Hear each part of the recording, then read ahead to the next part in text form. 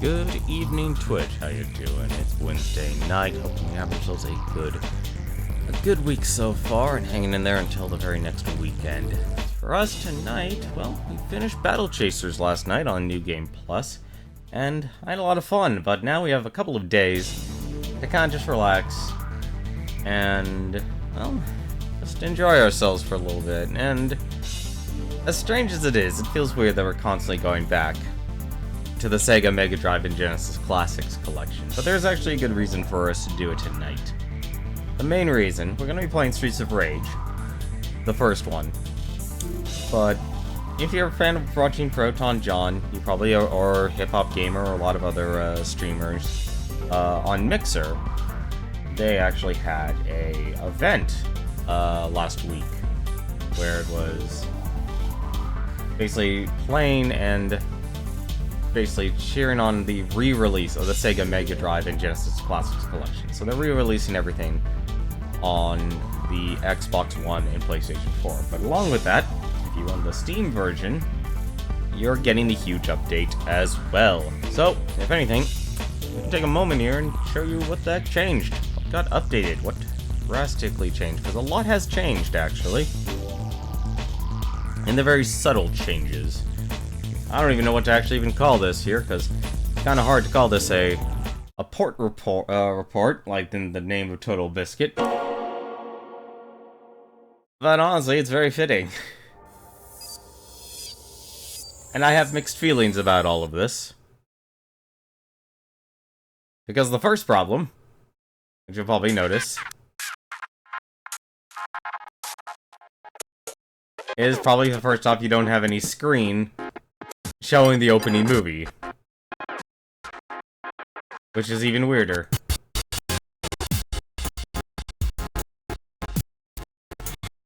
Does not help at all. There we go. So, this is the first problem. Some people are able to have this run smoothly, others are having it like this. So I'm actually gonna save us a lot of trouble and skip the intro. Because that's not my stream that's lagging, that is the game itself. So, they added a warning. This is full gamepad support, but you probably already knew that. I've streamed this actually a couple of times, and I'd probably actually even recommend, if you really want to notice a lot of subtle changes they've actually done, you should probably actually go check out one of my other streams. Probably, if anything, if you find the earliest one, you'll see me probably going over it. So, if anything, what you'll first notice here, well, we're further zoomed out from our television. Because one thing they did add was VR support.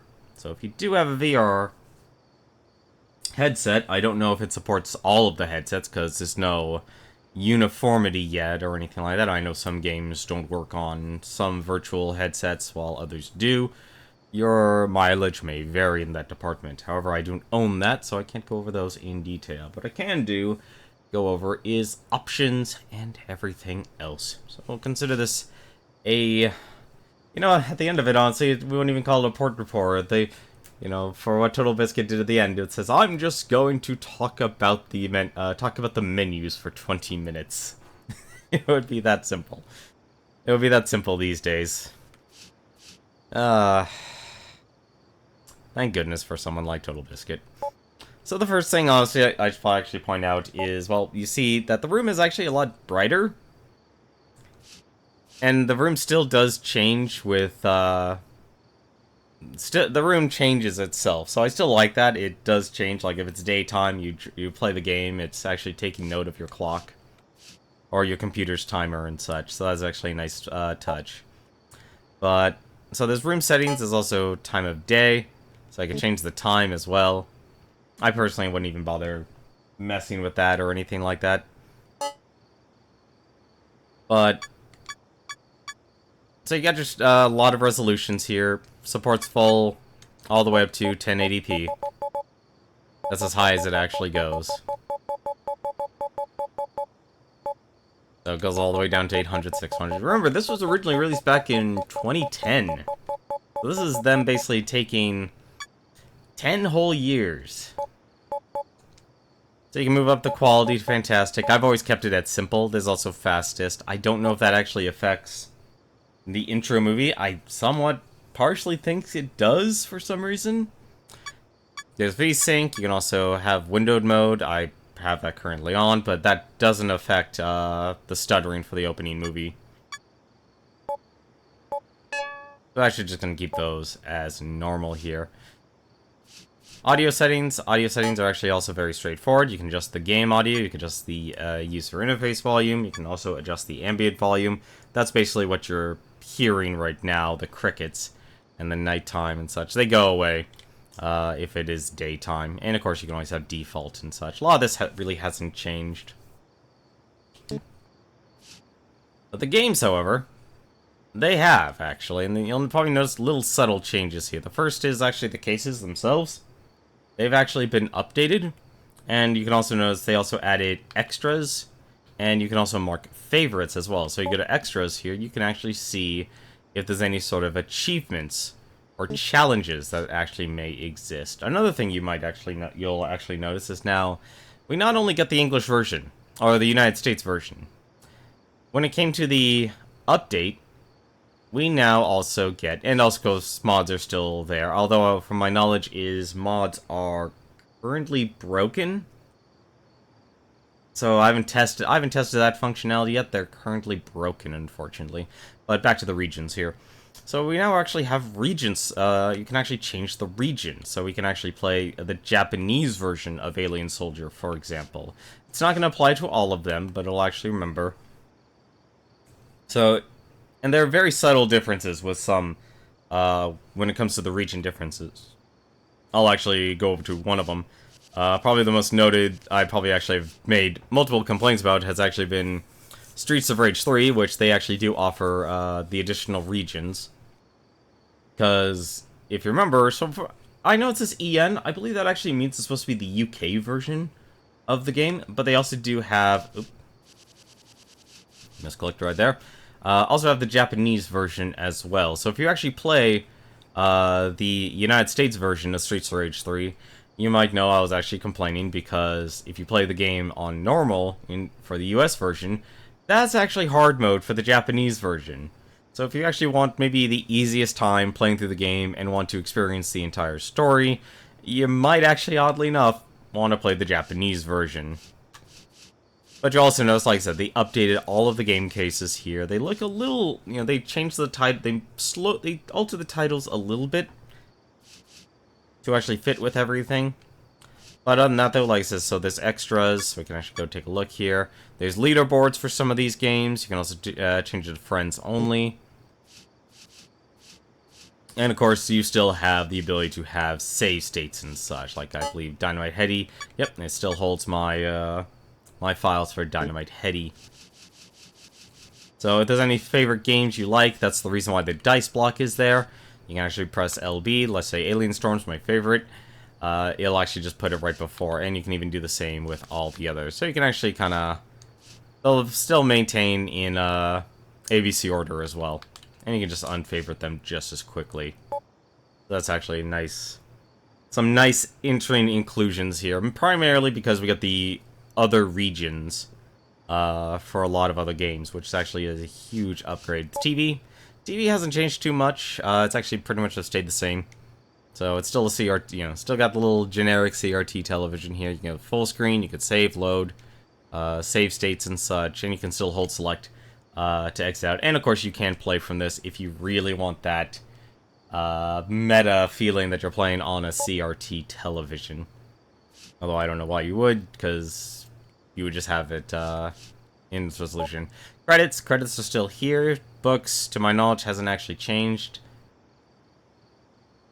Posters, of course, you haven't changed much, but let's go to console settings here. This is actually where some things have actually changed a little bit. If you go to emulator settings, there is now pixel scaling added to this. So we can actually have... It used to just be filters, so you could originally just have the TV projection. I believe that was honestly one of your original things. As well as the emulator. It would either pause on exit, stretch full screen, start in full screen. However, now they added disable sprite limit, which is an interesting one because, as you can actually see, it overrides the console's rendering limitations, but may cause other graphical glitches.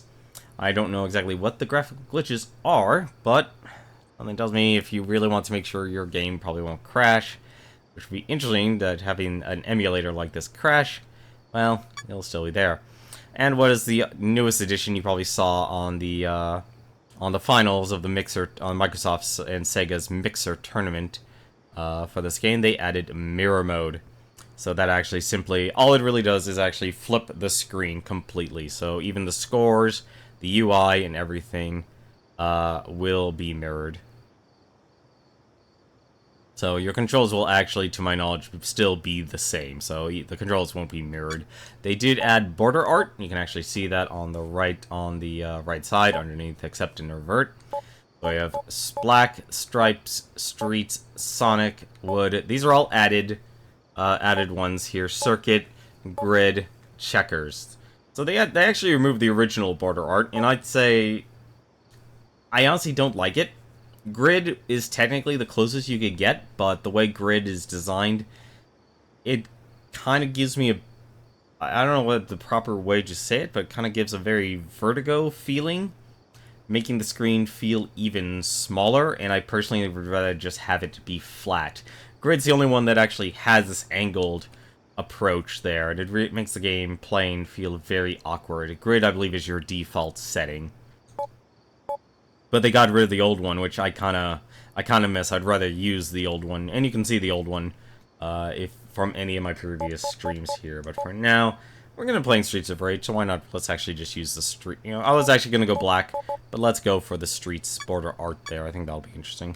But let's go back to the pixel scaling here. This is actually the one more interesting thing here. So the default is none. It's just the original Genesis output. But you can also have bilinear, and you can even see the little Sonic there. That actually is going to show a graphical representation of the actual, of the quality there. And it's very subtle. You have to really look closely as you play through it. Dynamically creates 4 times more pixels. So it even actually will create its own individual filters as well. You can also go high quality 4x. So anti-aliasing, and it's very... It depends, like, at the end of it, it really comes out, do you want something a little bit blurrier, or do you want something a little bit sharper and jaggier? So it's kind of interesting. If you really want to learn a lot more about things like pixel scaling and such, I probably would recommend the YouTube channel, My Life in Gaming. They do a very great job of, for pure retro console playing, how to actually get the best quality out of your console games, and they go all the way back from the NES all the way up to today on trying to actually get the best quality. And there's also of course there's scan lines. You can add scan lines that won't actually show there in the pixel scaling, but TV projection that'll basically give it a curved look. Personally, I'm not a fan of it myself, but as you're actually playing, if you play in full screen, I'm not a fan of it yourself, but if you play on the actual television, it'll probably fit. If you just bring it down to 0 there, it'll actually just look like a flat screen. That's my personal recommendation of it. So that's honestly what we originally had with it. But if you notice here, since the screen's been extended further, you might notice we have this little telephone here, and now we can actually see the desk in full. And you can also see the Sonic the Hedgehog poster. What is that software? Only here, this is the Sega Mega Drive and Genesis Classics collection. They actually just did a relaunch on the PlayStation 4 and the Xbox One. However, along with that, they updated the PC version of this, which you can get on Steam. And I believe if you buy, like, all the games together, I think it's like $50. It's been a while to actually see the prices. So this is effectively, like, Sega's official emulator here. So this is the Steam version, what you're looking at right now. So, we have online play. That's actually one of the extras. And, of course, there's actual extras here. I want to show the extras here first.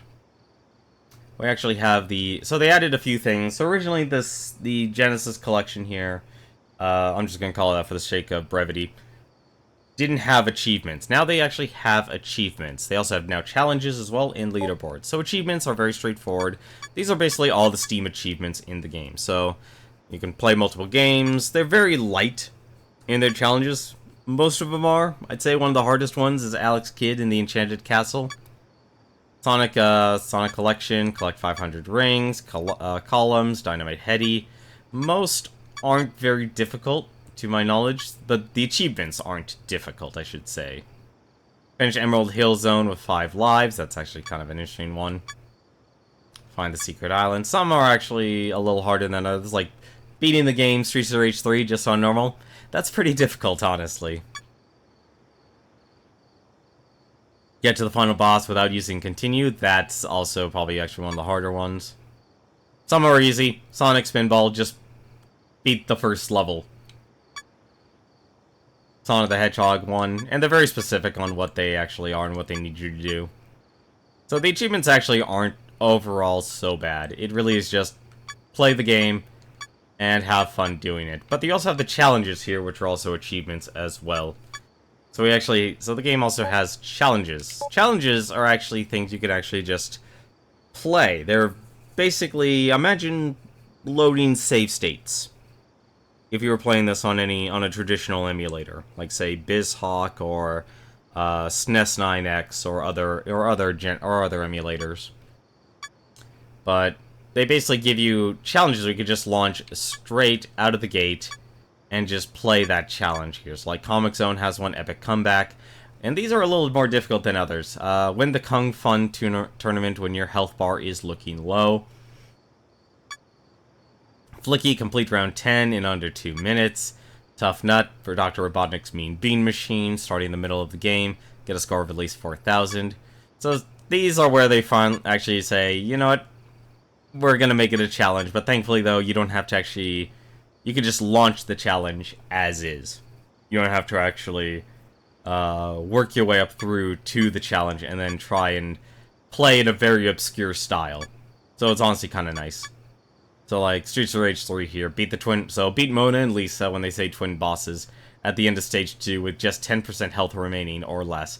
That is I don't know who created that achievement or that challenge, but that is a very sadistic achievement because getting down to 10% health in Streets of Rage 3 is very difficult because at that point you just have you can't even take a hit. Honestly, half the time if you take a hit, you lose like a quarter of your health.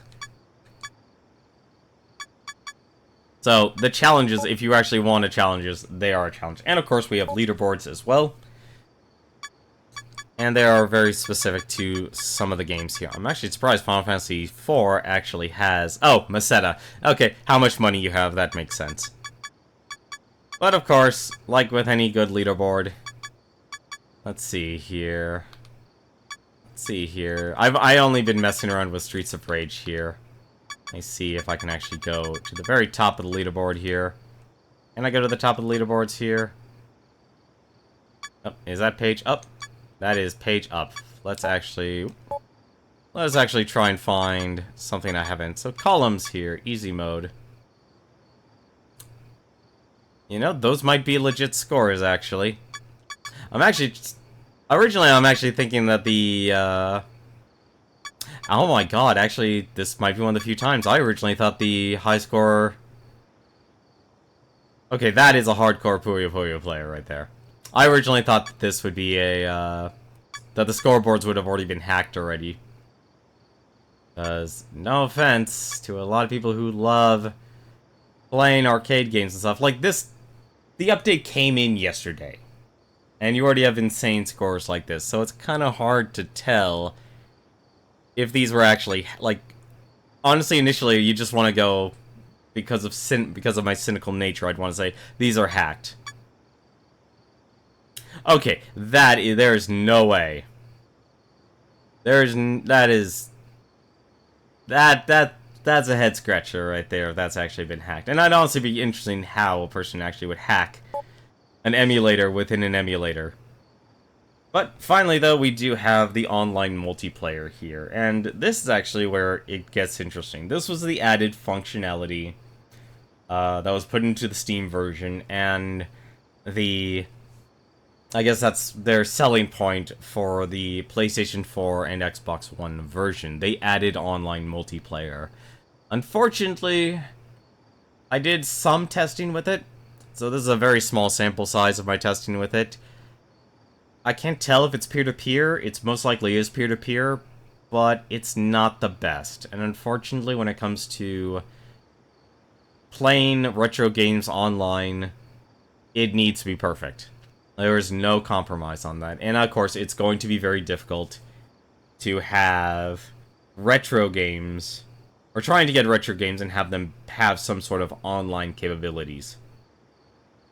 And unfortunately, that's where it falls short. I really wouldn't... Maybe you might have better luck on the PlayStation 4 version or the Xbox One version, but at least for the PC version, for now, for my initial testing, has not been all that positive.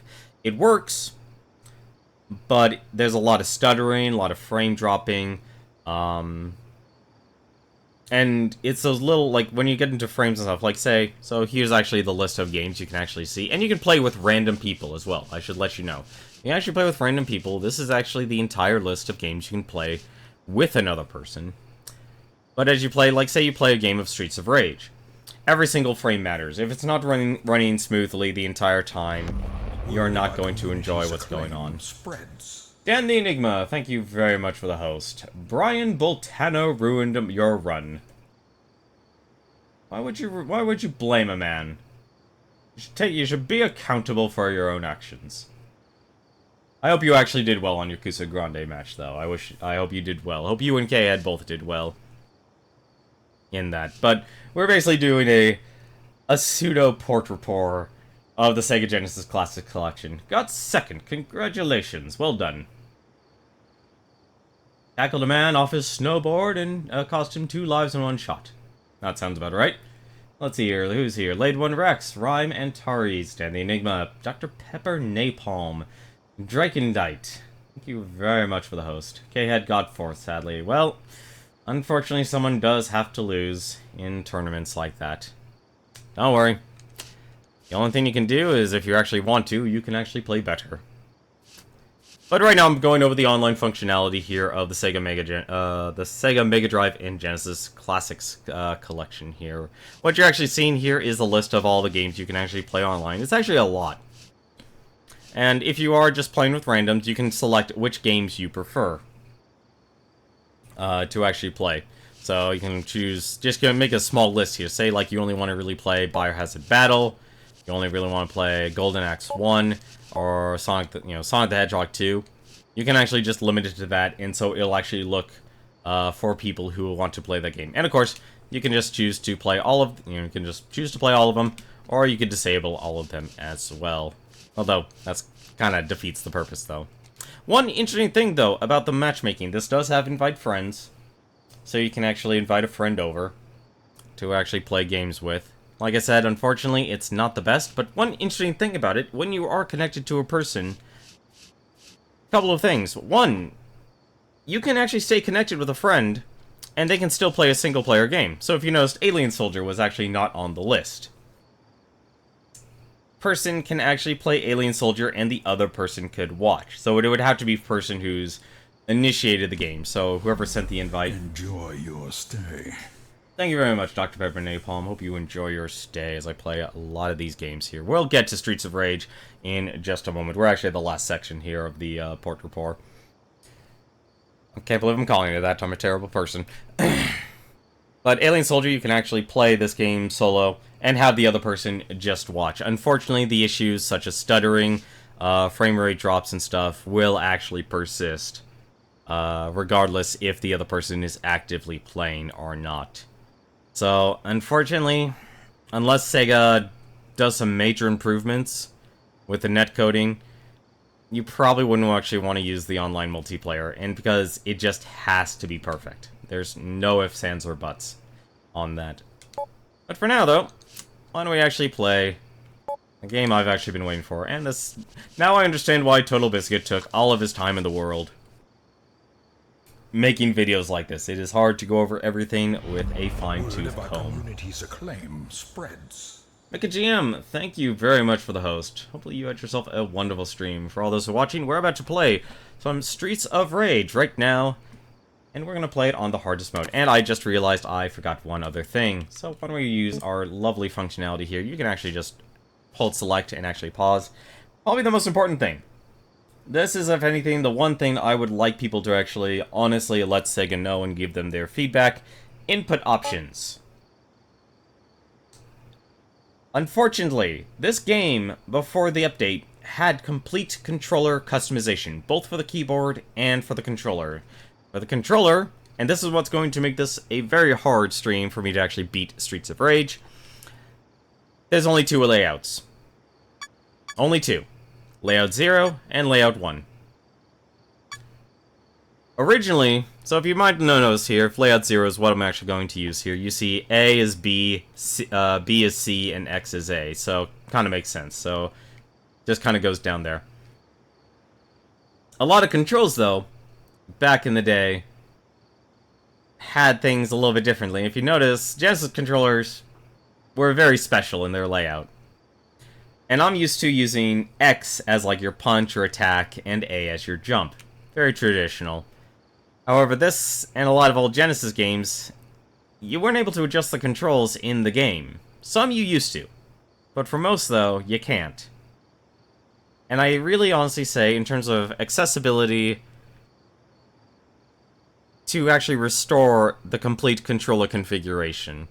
From what I understand, there is a possible way to do it on PC through using the big picture, but it's very convoluted, and for an emulator like this, it absolutely needs to have complete controller configuration, because honestly, only giving the player two layouts and adding shoulder buttons as your way to control things makes it very awkward. They also did add a quick load and quick save function as well. So, with that said, though, why don't we actually go on into the game here. However, there's actually going to be one other thing I'm going to do. I normally play this on... Oh, this is going to make it even awkward. Actually, wait a minute. Hang on, I have to think about this for a second. Toe Jam and Earl is on there. Also, welcome Elite Rouge. Hang on a second, I might actually be able to... I might be able to adjust this. Let's see. That actually works. Okay. I think I can actually make it so I'm still using my normal controls. But, because I've beaten this on hard, and I've beaten this on normal, let's beat this on the highest difficulty possible.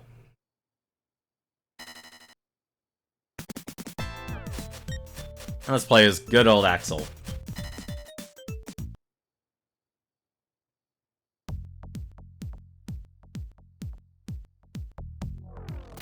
Feels weird not having the grid there anymore. So one big difference about if you're playing this on a higher difficulty, enemies have a lot more health. And I mean a lot more health. Like, play through the entire game hard. Ah. And there's also more enemies.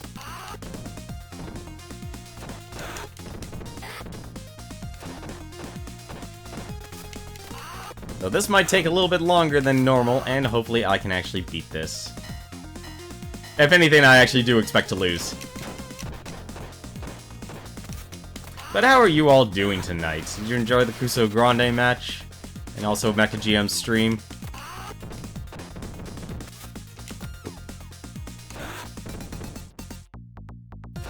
If you have any questions about Streets of Rage, I have played this to an absurd degree.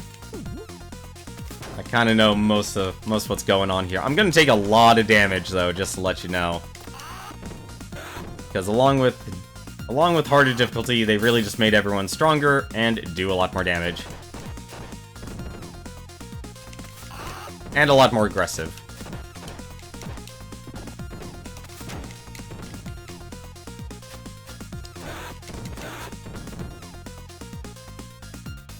I should also add for the Genesis collection, I don't know, there's rumors they might actually remove a couple of games. One of them actually being the Echo games. Because I don't think they're actually going to be involved in the PlayStation 4 version or the Xbox One version. Ah, away from me.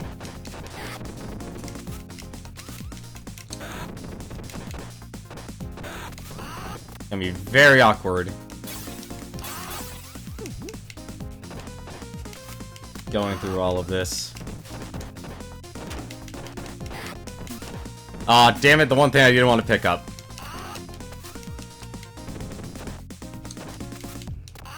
Actually, I might actually be fond of the pipe right now.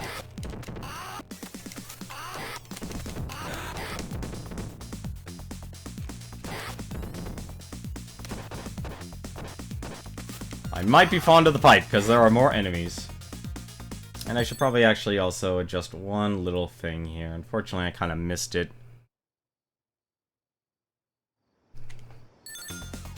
Echo.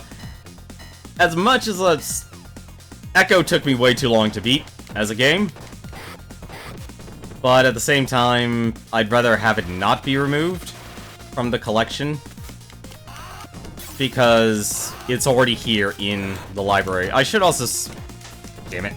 Uh-oh, this is not good. Damn it! I was going for the,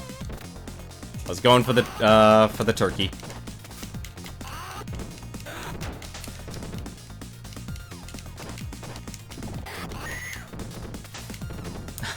I'm actually stuck. I should not. So you actually can control the amount of enemies on screen. I also wish the knife was not there.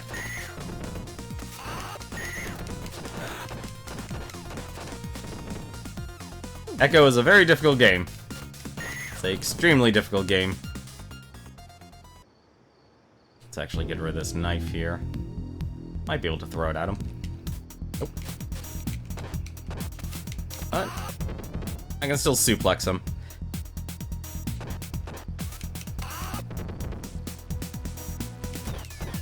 Ah, darn it, he did his boot. One more hit. Like I said, trying to beat this on hard is going to be extremely difficult. What games have you guys been playing as of late? What are your current passion projects or enjoying when you're playing games? I am eager to know. What games do you actually enjoy playing on the Genesis collection?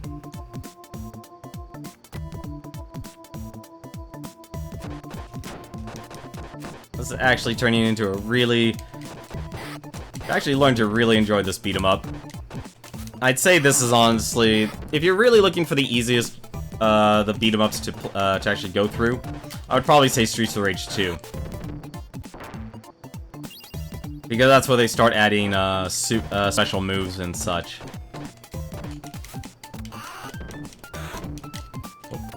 No, you don't. So one other nice thing, if those guys with the jackets actually grab you, they can actually throw you.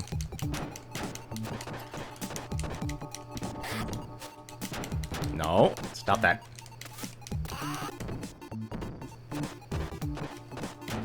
Ah, come on. Not to do a stun lock every single time for these guys. If you hold up and A as they throw you, you can actually land on your feet. And also, one other thing in Streets of Rage, if you have a good tempo, you can actually just press the attack button and it won't combo. And you can basically keep an enemy stun locked.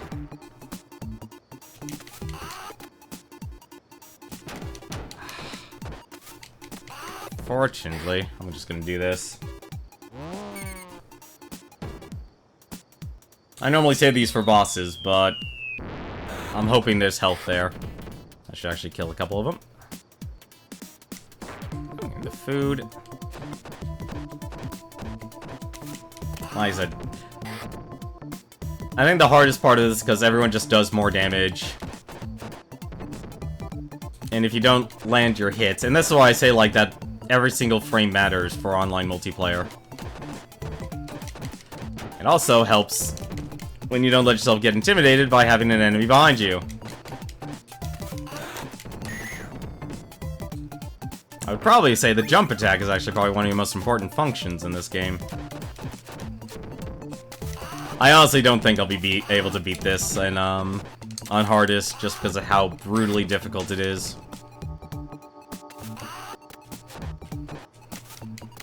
This is not easy to beat on hard mode. Especially when the enemies hit you from both sides.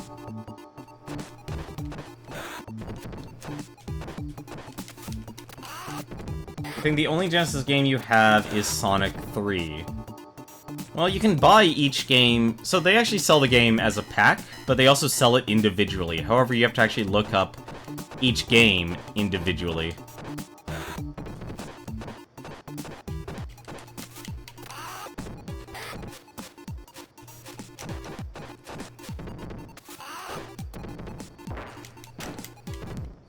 So you can actually get all of them. It's a little harder to find now, but you can find them, and I think Steam does still offer them on sale. Damn it! So the one thing I'm saying damn it to is basically if you find yourself in a situation where you buy a weapon, you'll constantly pick up the weapon instead of attack. And that's one of the unfortunate parts.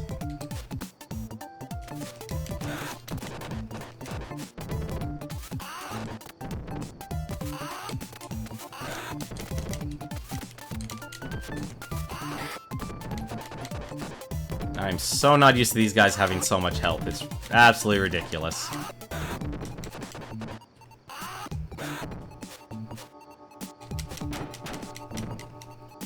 Probably should have actually stuck with hard mode. I might have actually stood a chance. Come on. There we go.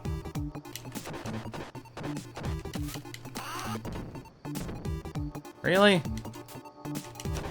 There we go.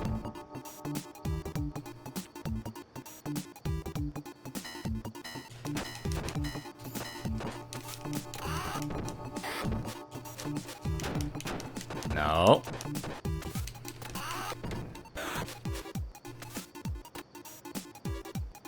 Let me ask this question, actually. Do people actually want to see the ending of this game? As in tonight? Or are they okay just watching me suffer? Because we can try for that achievement of going through the game on one continue. I think I can actually do this on one continue clear. Ah, that sucks. The axe is still counted. And also sucks when they do that.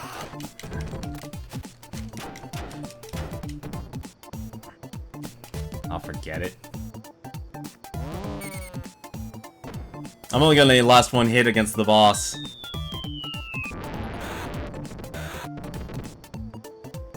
Having so many more enemies is not great.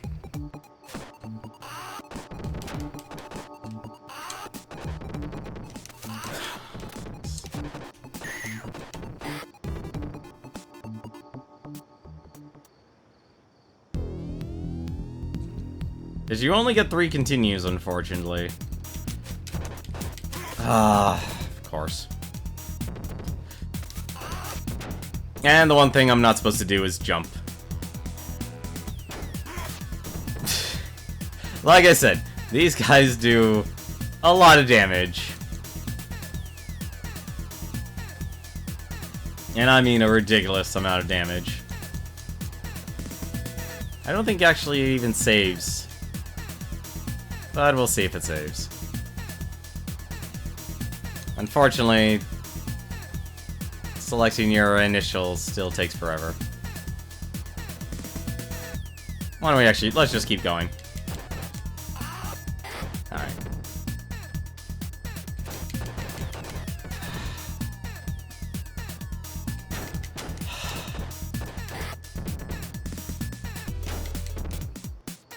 I am being very impatient here. Yeah, 2 hits now. That's all it takes.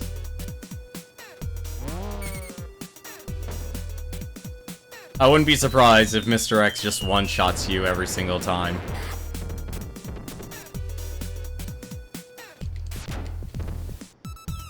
Love the fact that he actually had...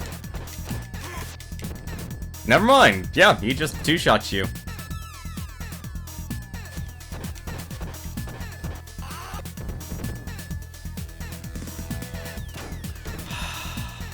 And they're faster, too.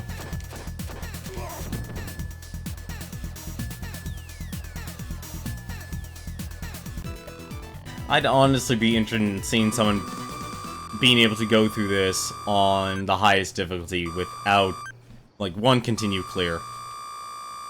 I would think they would probably use Atom. Maybe Blaze. Because I like using Axel. Axel is great. But the downside for Axel is that his jump attack is actually his weakest, and it's very low range.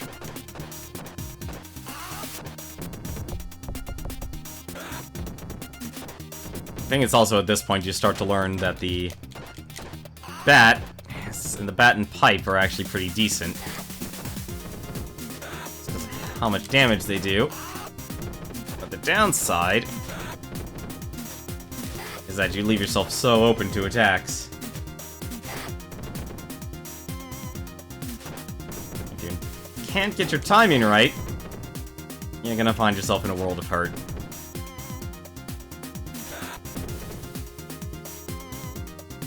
Unfortunately, you can't throw the bat or pipe. And you can fight each enemy one at a time. Because when I said about controlling the spawns of enemies, they spawn basically by how far you've reached.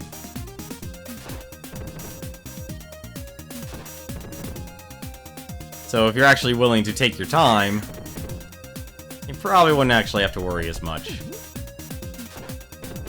But if you're like me and used to now just blitzing through a game, you kind of end up spawning all the enemies at once and just kind of deal. As long as you get to the checkpoint. I believe this is actually our checkpoint. Ah, come on. Oh, well, there goes the bat. Ah, come on. Did not mean to grab him. And I wasn't able to grab the pipe. Get rid of the knife.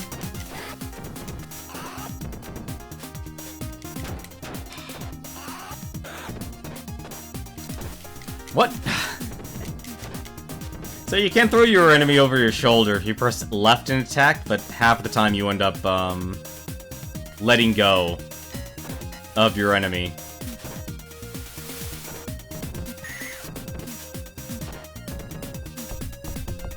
I think this is the point where it's like you just have to start learning how to read frames. Like, really know how long your attack is.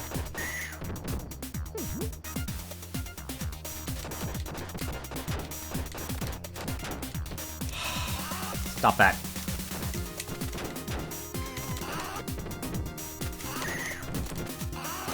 Give him the knee! Give them all the knee!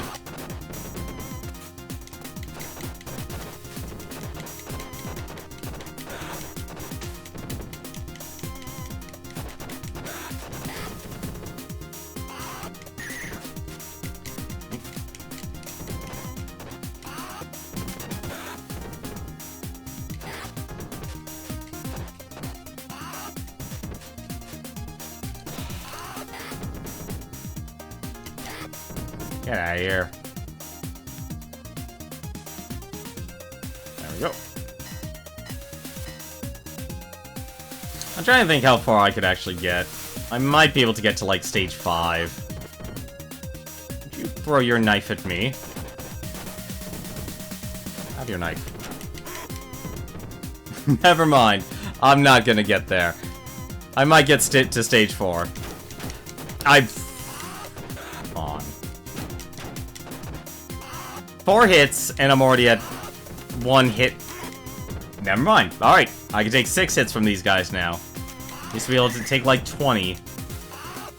Kind of a huge difference.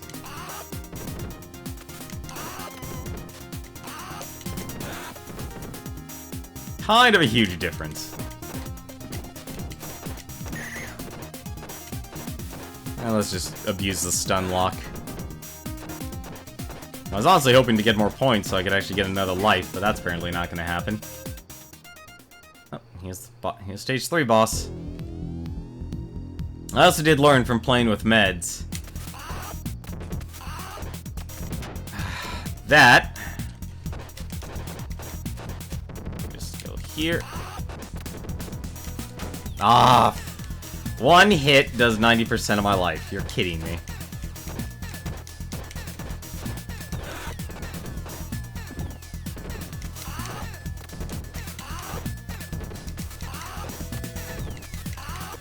Ah, darn it, he was off screen.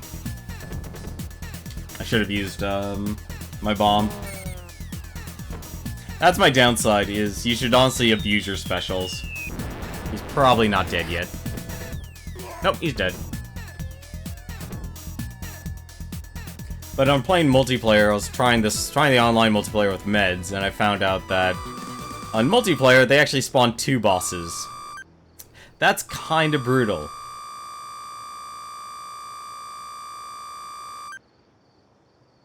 Just a little bit. Because dealing with 2 wrestlers is bad enough. Never mind the the claws. I was actually wondering if you'd actually would have to fight multiple Monas and Lisas.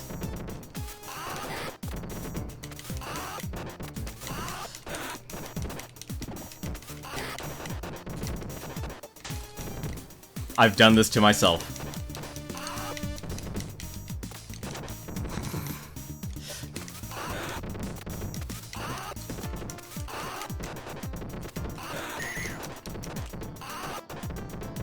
I've done this to myself. Ah, come on. Get out of here. I can't believe now actually the enemy I hate the most now is actually the, is actually your most basic unit. One lariat is easier than a double lariat. I'm afraid I don't understand. I'm not very well versed in when it comes to wrestling. Smoke bomb, don't really need that. Should be some health here. And I totally screwed that up. I'm not gonna be able to get that health, am I? Nope, that's money. Never mind.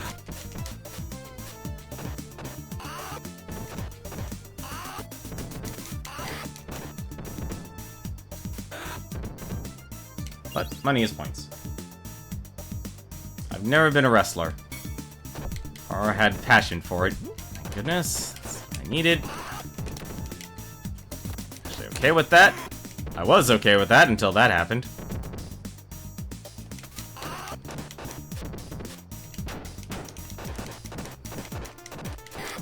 Alright, we are grabbing this bat. We are going to be using it. I swear, I honestly want to say the enemies are faster, too.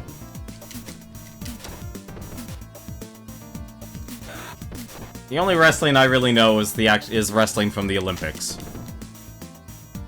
So I didn't watch it. Like, my brother actually had a friend who watched wrestling.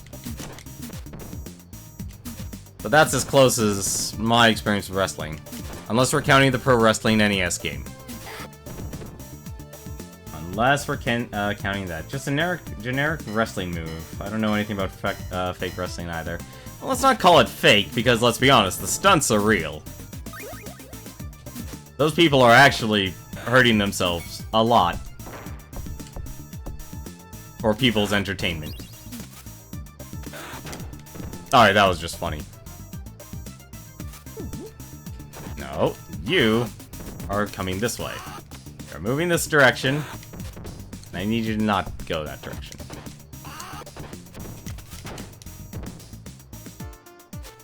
Oh, right, these guys also have a slide attack. Completely forgot about that.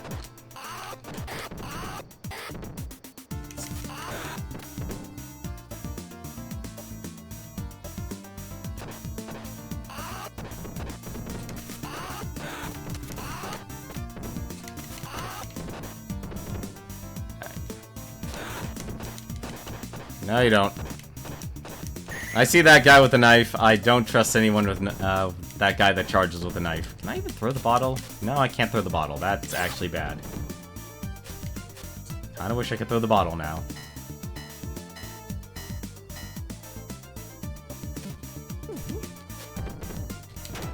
Oh, that's a lot of enemies.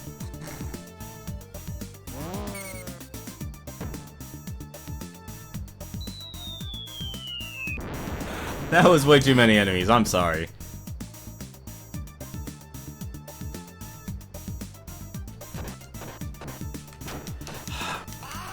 Out of here.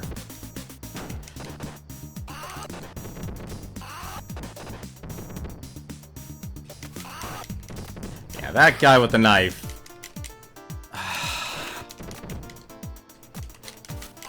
It's a pain in my side. It's actually the first time I didn't land that. It's the entertainment first, athletic feats second. Yeah, I think that's probably the reason why most people say wrestling's fake and such. Because if you actually watch, like, judo and such, it never turns out to be anywhere near the level. Alright, Heart. Where are ya? There you are.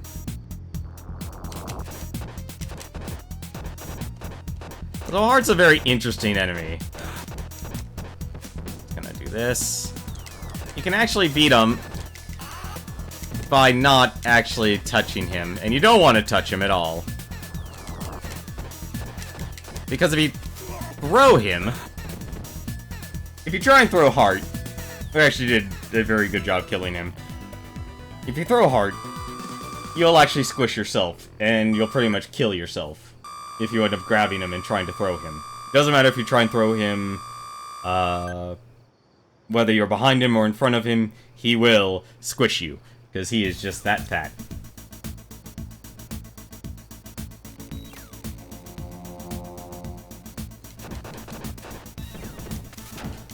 I don't know why I spawned 5 of these guys. That was really dumb of me.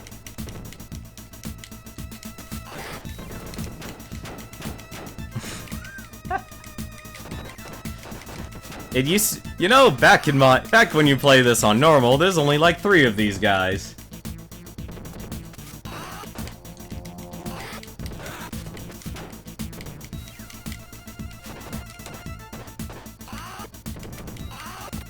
Like I said, my wrestling limitations is up to, really? Just combo? Alright, fine, you're gonna do it this way. I'm gonna lose a life anyway. MMA is extremely dangerous and takes a lot of work. Oh, mixed martial arts. Yeah, that also... Yeah, that's actually also pretty brutal.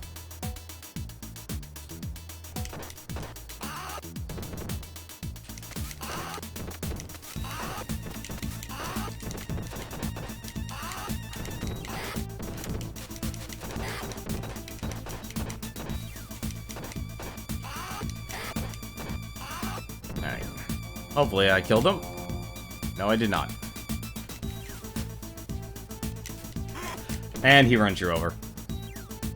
I've never been a fan of, the knife, the enemies that wield a knife. Never been a fan. I only got as far as, WWF. So, like, Hulk Hogan and such, because that was all the rage for a lot of people. That should kill him. It did not kill him. Now we kill him. At this rate, I'm just ready to cheese. You know wrestling through an NES game. Oh yeah, Starman. That's honestly probably the one... I'm trying to think here. Who else was actually in the NES wrestling game? Starman... I'm trying to remember some of the others. Was the Japanese one? Really? I'm not even gonna tolerate that. I refuse. This is very poor judgment on my part, just to let you know.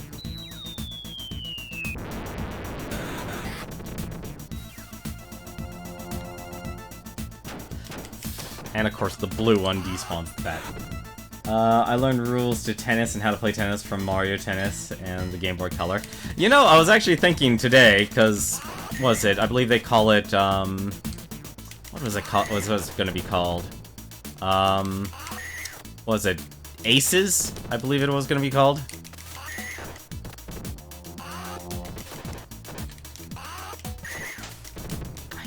That was poor judgment on my part. I really hate...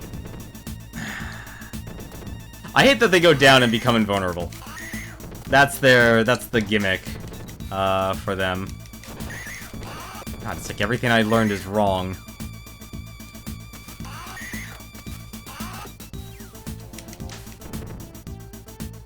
And the only way to counter it is actually walking away.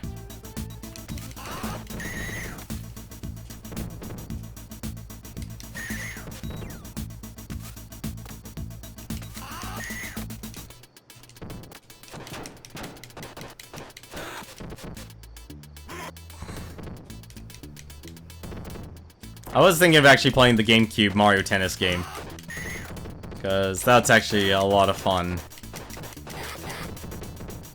I think, was that actually the version they used in, No, I don't think it was, because Baby Bowser...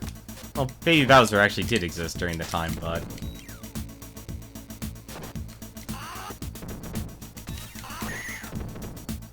Ace is the new one. And what's interesting about that is basically the whole breaking your racket. I think that's going to be very interesting. I think it's also going to, at the same time, kind of make a lot of people salty playing that.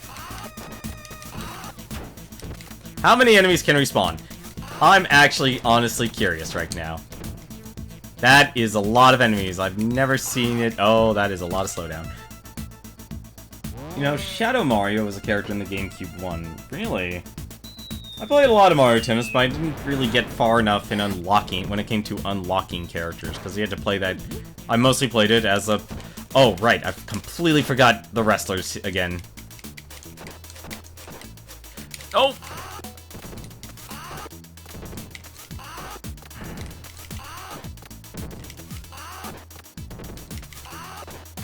Hang on.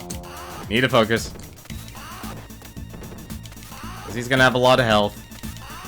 And this is kind of frame-perfect stuff. Which is why the online multiplayer needed to be perfect.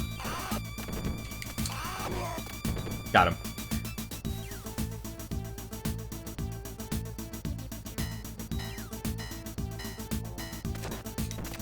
Nah, darn it.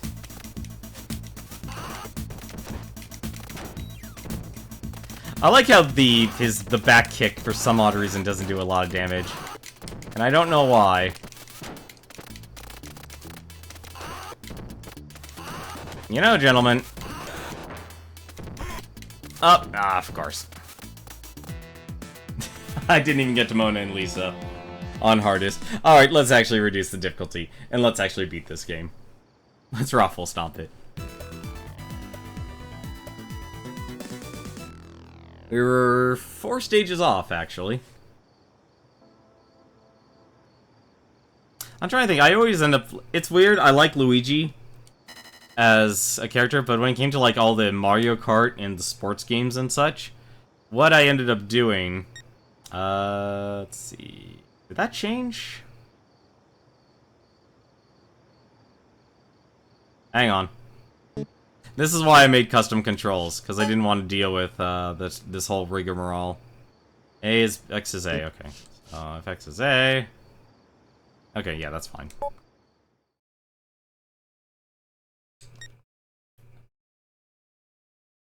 Let's actually try and go through this again. And this time, why don't we play as Blaze? But as much as I like playing Luigi, when it came to the sports games and stuff, I always defaulted to Koopa Troopa. And I think that's because back in Mario Kart, Koopa Troopa was the lightweight, so he had the best acceleration, and that's honestly what I always valued most when it came to racing. Of course, now they don't have weight classes anymore, they just have,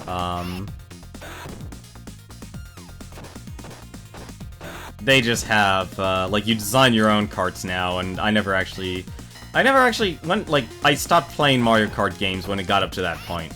I think I think the first I got was the, Mario Kart Wii, actually. That's actually where I stopped. And oddly enough, I actually used the Wii wheel. For some odd reason. That just worked.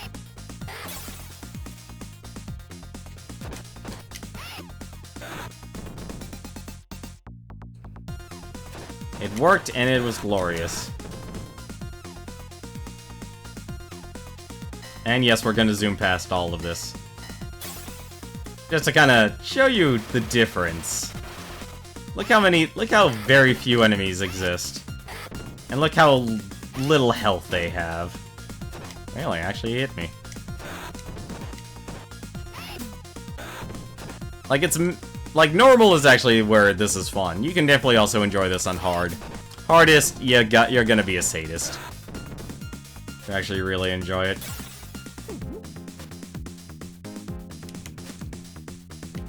Still quite a few games on the Wii I need to actually sit down and beat for my backlog.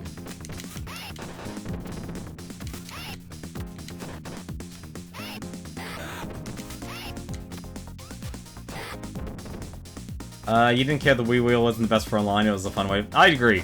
That was a fun way to play. It was a very novel concept, and I enjoyed it.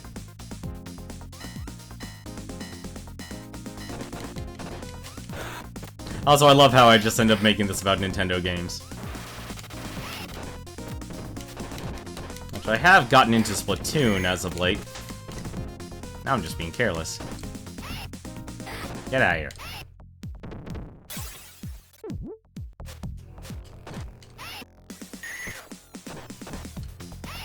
Nah, I actually loved all the Nintendo sports games. You can make fun of them. Like, I remember, was it, oh god, what was it? Helix Bros? I think it was like Super Helix Bros, when they made those old Newground animations. Like Mario accounting and such. That was actually always a lot. That was actually very entertaining. Oops. Came the kick. I think this is oddly enough one of the few enemies you can't stun lock.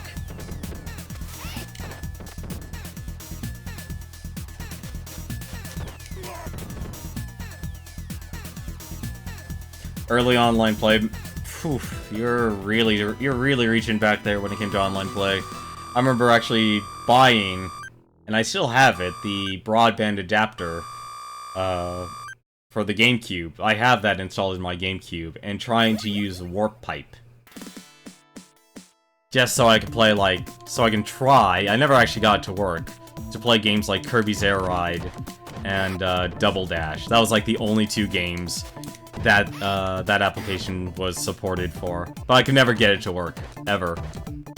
What I was able to get to work on the GameCube was actually the, was Phantasy Star Online. I actually did play that online for a very small time. Could never get the keyboard to work, though. I even actually bought one of the, I didn't buy the, you know, the legendary all-in-one GameCube controller / keyboard. But I did buy, like, a third party. I believe it's from the same people who made the, Game Shark. You still have a Dreamcast with the modem? Was it an add-on for the modem? Never attack that side of the barrel. Don't want to pick up the bottle. Honestly, for normal and hard mode, I prefer just using the, just using my fists. I'm not a fan of using the weapons. But you can see how passive a lot of the enemies are in normal as well. They're not as aggressive as they should be. Or as they are, or I guess the default are.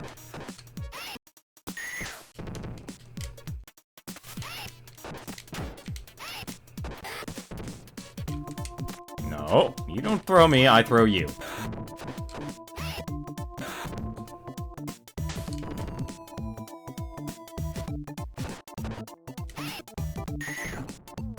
One day you want to get an actual GameCube again instead of using your Wii U. Well, if you're trying to go for the best picture quality, like I said, from like a YouTube channel, honestly, it's very underrated, is My Life in Gaming. You should really actually check that one out. And despite a lot of people not liking the Wii now, which is honestly a weird thing because people actually loved the Wii back then, was that if you want best quality for a lot of your GameCube games, honestly getting component out of your Wii is actually one of the best ways to do it. Because it's actually built in to support 480p.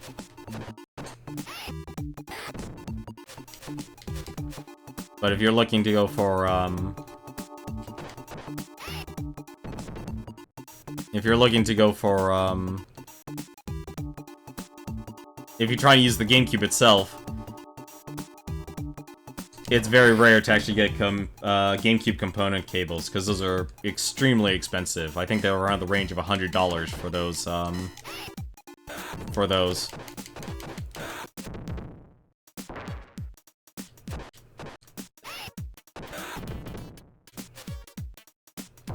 There's our meat.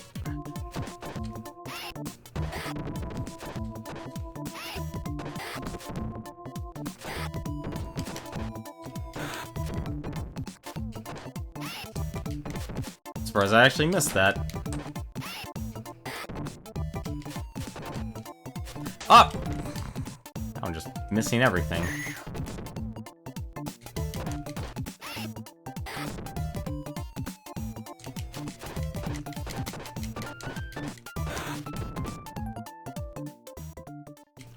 Grab that. You have a GameCube and Dreamcast, you said, but it's too young to purchase games from... Ah, okay, so it's about the games.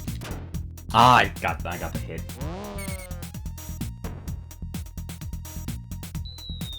I should be able to beat this in an hour on normal. I would have to screw up quite a bit to get this wrong. The downside is basically this guy has a long range, and you don't have a lot of leeway when it comes to... Actually, just gonna take this. Or not. Because the freaking guy with the knife, and picking up the knife, absolutely destroys you.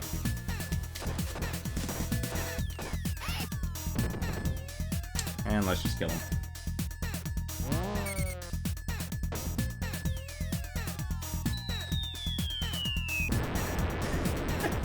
It's kind of hard to mess up when...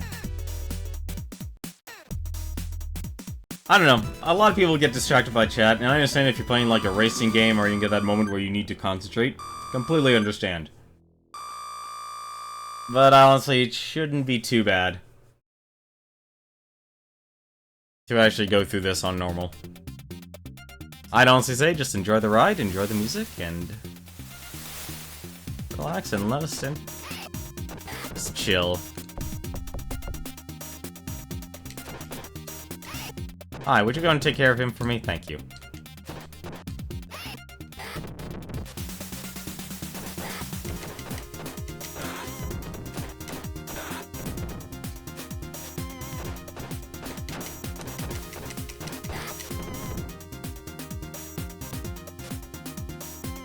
Personally, I always just enjoy hearing what other games they're playing and such. I take an interest in people. That's my interest. That and having fun with games like this. I really enjoy beat-em-ups, but it's very hard to find find beat-em-ups that have a lot of charm to them.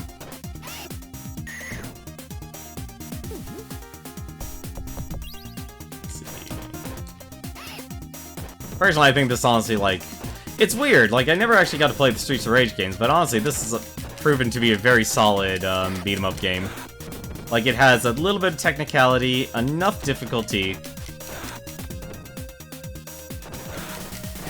and also rewards pattern recognition. So it's not like just simply based on stats.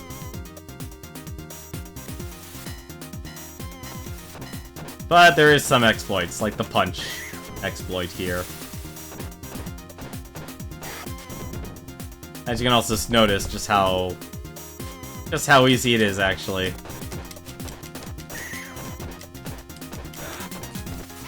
To actually just go through all these enemies here on normal. Because of how... I want to say how little life they have. I'd say Streets of Rage 3, they just decide, you know what? You thought that was, you know, you thought the game was too easy? Here, let me kick your butt. Probably won't buy it, you don't have money, but the new Pokemon looks awesome. You know what? I don't know, actually. It's been a long time since I played a Pokemon game, because it got... For something that's supposed to be so simple, it became very convoluted and super hardcore. And it's kind of like the same way I feel about a lot of fighting games as well.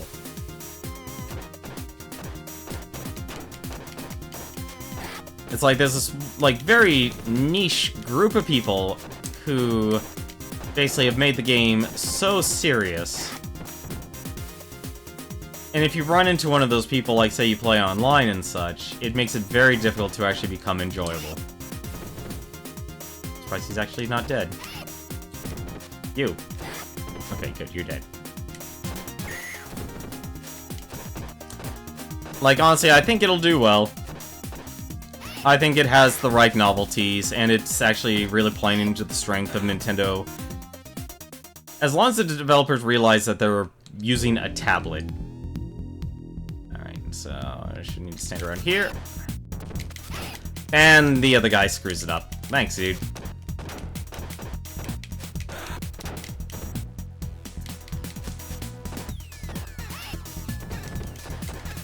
Of course. I swear, honestly, I wish a lot of boss fights would not have, like, their lemmings in it. Like, very few games do that part well. On the looks of it, you wish you had more throwing options. Yeah, throwing in this game is kind of limited. You really can only, if you grab a person, which honestly grabbing is actually kind of nice in this game, because the only thing you actually have, well, I guess in more technical play, it's a double-edged sword, because you can walk up to an enemy and that's it, you just grab them. You don't have to press a button or anything, you just walk up to them. That's a pro and con, because as you saw in hardest mode, with the amount of enemies they throw at you, you basically get zerged, or overwhelmed by a horde of enemies, where grabbing what used to be like something that's manageable, like, here's 3 enemies, 4, okay, that's fine. You can just jump, do a backflip,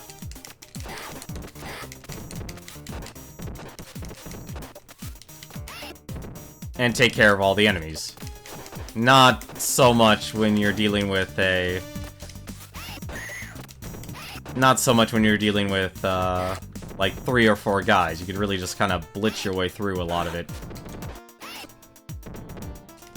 But it's honestly, it does the most damage though. That's honestly the main reason probably why you want to throw enemies. Like if you're just looking to do raw damage, that's what you want to do.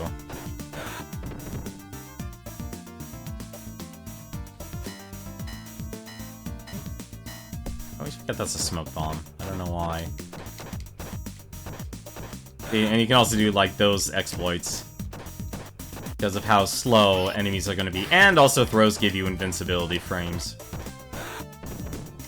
Also, anyone else noticing that... Okay. For a second, I thought Blaze's hand was invisible for a second. I also do like that there's the throw recovery as well. Like, I think that's also a nice touch as well. The only downside about doing the back throw is that you end up half of the time just letting go of your enemy, because walking away also counts as I'm gonna grab this. This will make things a whole lot faster.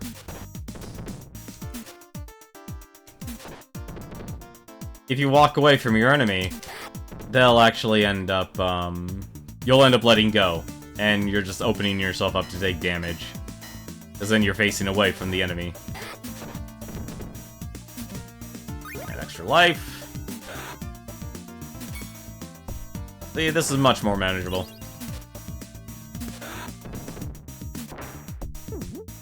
I'd probably say if you were looking for the, getting the most fun out of the Streets of Rage games, easiest one is Streets of Rage 2 by far. Hardest one is Streets of Rage 3. And I think I like this one because it's the middle ground. It has less flair and design, and you can kind of see it. It's very low texture.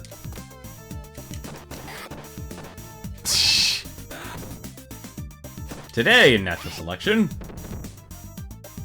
I don't even know why I picked up the bat. I don't even need it anymore.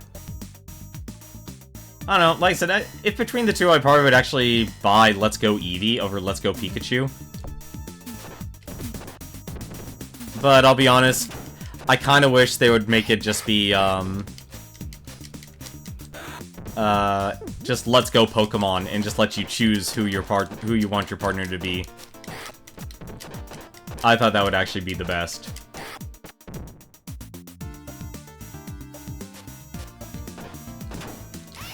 Oh.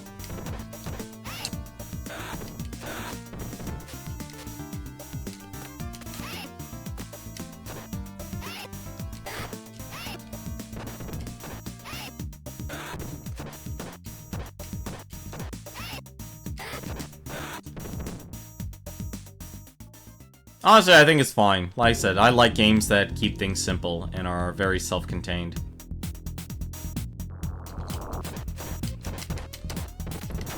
Nope, nope, no, no, no, no. No! Damn it. That's why I hate having the extra lemmings. They ruin everything.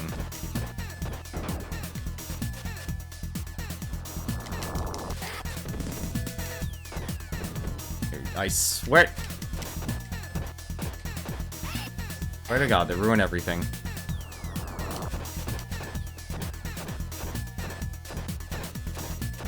No, you don't.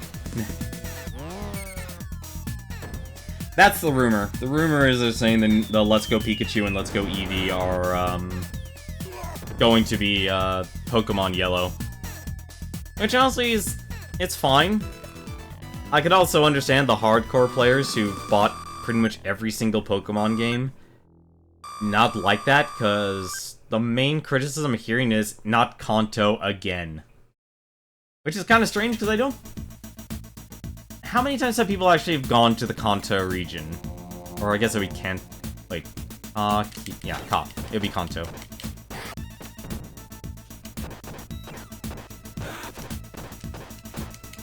I mean, I think that, like, it'd be strange... This is gonna actually sound strange, but I think more people would be have a warmer reception if Nintendo actually made Pokemon based on... Alright, you're just getting these Pokemon from this region. Like, they can still, like, add the millions and millions of Pokemon, but they limit it so strictly to a very small sect of Pokemon. And that's why I always do the jump. Just the jump backflip. Gen 1, Gen 2, and Gen 3 have Kanto in them. Okay, so that actually... Oh, that's... Are you talking about, like, the actual world?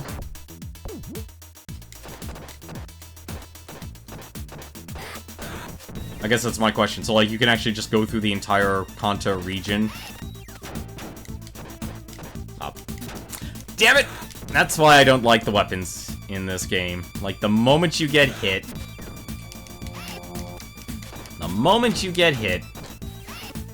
you end up just picking up the weapon all over again.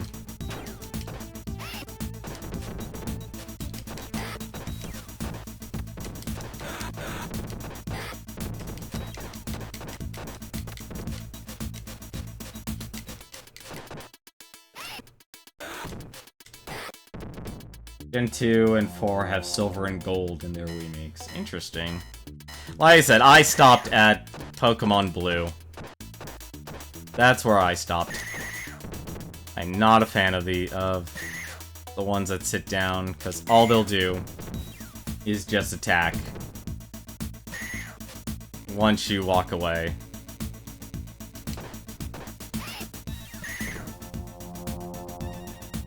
And it's kind of RNG if you know you're gonna get them or not.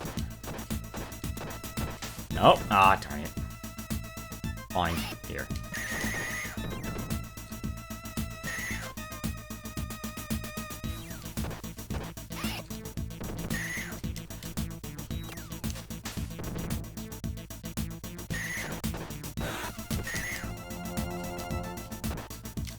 What?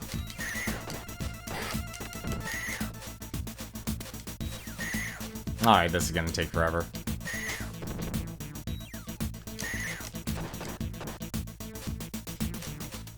They're both just gonna get up.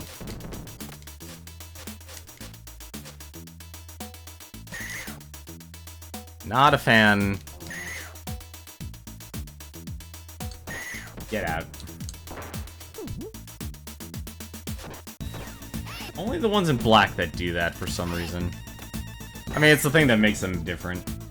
I actually like that a lot of enemies went to the whole color guard thing. It's a very nice way of telling you is like, hey, these enemies have more health, or they hit harder. You would like to see a Pokemon game that connects all the regions. You know, I would actually think, out of all games, you would probably have wanted the Switch console version to be able to pull that off, because you have a lot of luxury of space.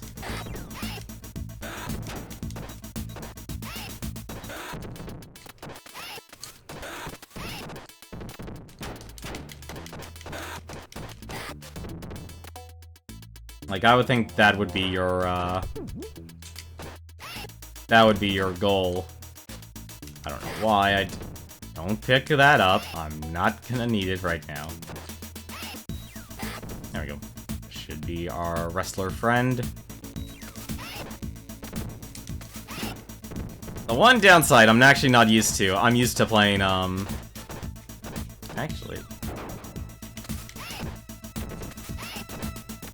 Actually, nope, never mind. That doesn't work. Nope, that didn't work.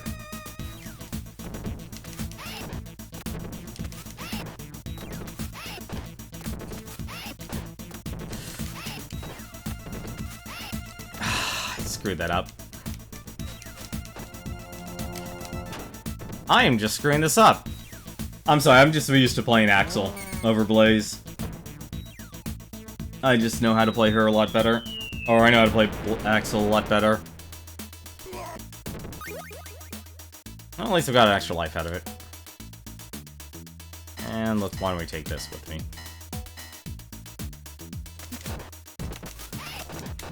Because Blaze's actual specialty in this game is actually the, Really, guys? Really? None of you gave me this problem before. Give me that bomb. I'll forget it. Get rid of these guys. If Pokemon Switch was just Kanto, then it would be incredibly tiny. It probably is actually tiny. I would not be surprised if Let's Go Pikachu was just Pokemon Yellow. And if it is, I would not be surprised. Because the thing about Pokemon is it's a strange way, they piecemeal a lot of the content, but at the same time they don't.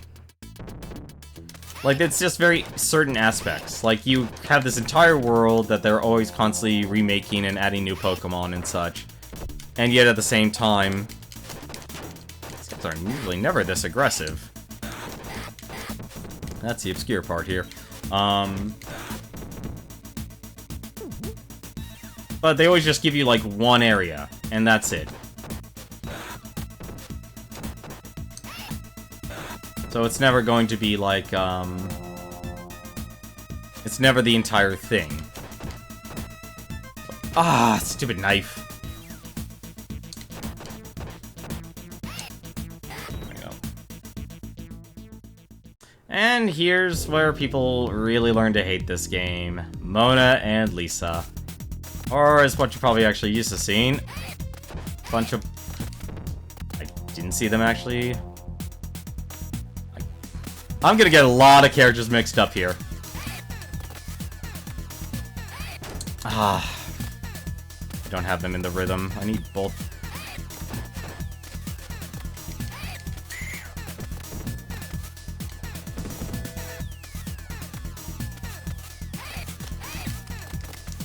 Alright, we're just gonna use our bomb.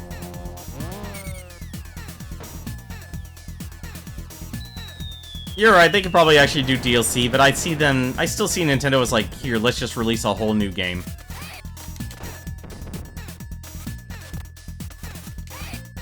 Why am I screwing this up?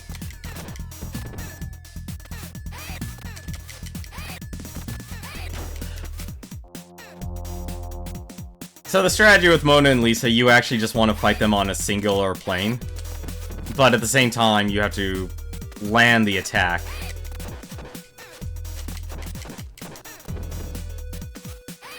So you don't act, like, if you don't go far enough in one direction, they're just going to throw you, like so. Hopefully if both of them will get on screen. Remember, a lot of business strategies as of late has just been like release a full new game, because that's more profitable. I just got hit. That's not good. I actually wanted to see how much damage these two would actually do in normally. But Mona and Lisa will drain most people's lives, as it did mine. Can't believe it's been a while since I've actually played this. I don't think I'm gonna be able to continue clear this though. I think I'd have to do it like... I'd have to actually practice to get a continue clear to get the achievement for getting to the final stage. Because we have 2 more stages to go.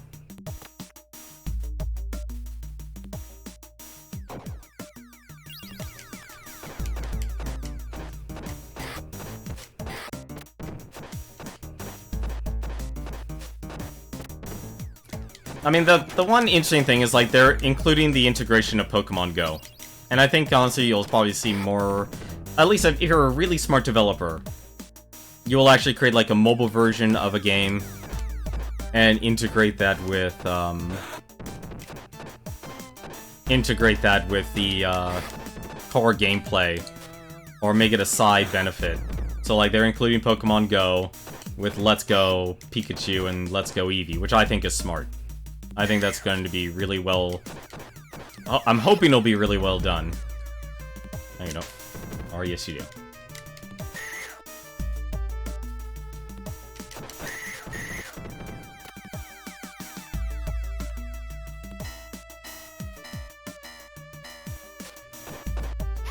I do not like you.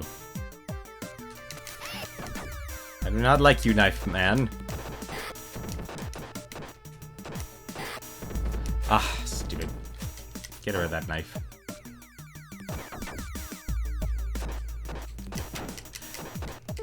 Of course you'd show up. I think, oddly enough, I like once I learned you can land on your feet in this game. It's been a blast. Because you're you know, it shows that they actually put a lot of thought in their beat-em-ups. It's like, a lot of people, it's like, Final Fight.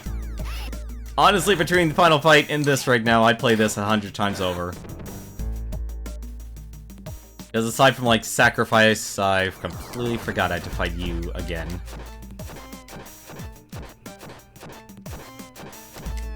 Oh!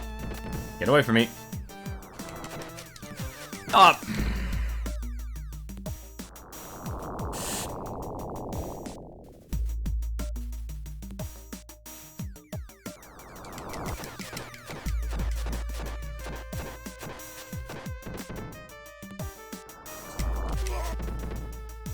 Yeah, don't let Heart run you over.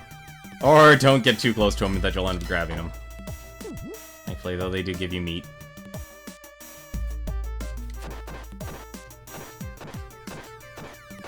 Although I do appreciate the stun lock function. Like, there are little exploits that I think if you're playing normally, you're not gonna notice or really be able to take advantage of.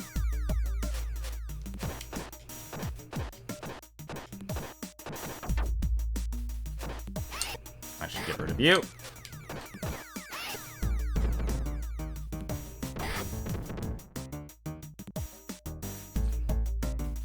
Because I think normal is just like the right pace, I think, for most people. Unless you're playing 2-player, because apparently they double the enemies at that point. Which makes sense, but doubling the bosses, ugh. That kind of makes that a nightmare. Plus, there's also friendly fire in this game. Kind of interesting that this game actually has friendly fire. I'm trying to think. I've never been a Bethesda fan. Well, I'm not against Bethesda. What is it? They actually, for God's sakes, they made Doom, and people love that game. Or at least the latest Doom. I'm trying... Right. This is getting a little out of hand here. Let's actually just use this smoke bomb.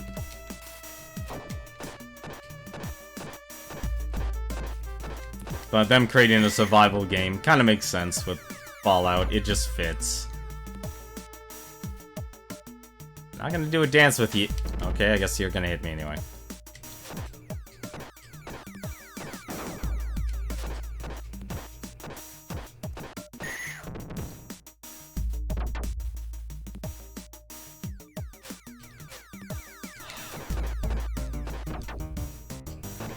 Trying to think, what other games were actually just recently announced? I'm gonna pick up that bat, and that's gonna get me hit.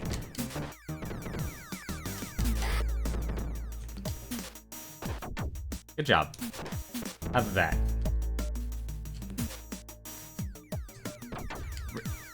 You're kidding me, really? Actually, surprised. Honestly, thought that wasn't gonna hit me. Come on.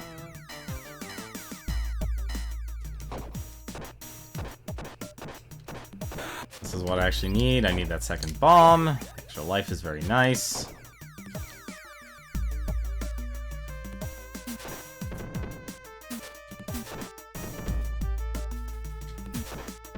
A man who's juggling nothing for some reason. He normally juggles a weapon.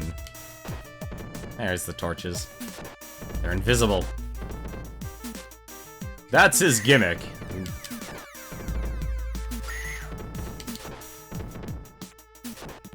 Yeah, you can just stay away from me. You too. Of course I let that hit me. Get over here. It's actually not what I wanted. I'm okay not having any weapons. I'm also okay with getting another life.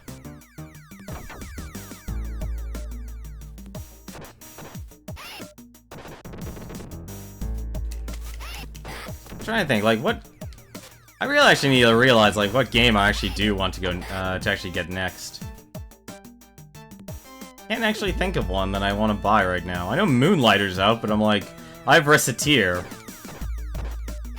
And I think I actually like the charm of being a little girl running a store better than being playing a very pixelated game. Or pixel-based, dungeon crawler. And I love dungeon crawlers. And the aspect of actually running a store is also a very interesting concept again. To see what how another team of developers actually take with a concept like that. So this is why I actually hate this stage. And we're going to be using both of our bombs immediately here. Or maybe not, actually. There's two of them. There's two of these jerks.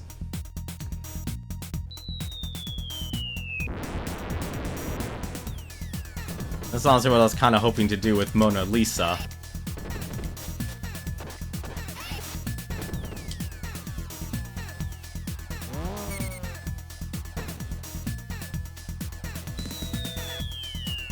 Like, I can manage one, but once you throw two at me... Sorry, that goes out of the way. And apparently there's also friendly fire, which is also interesting.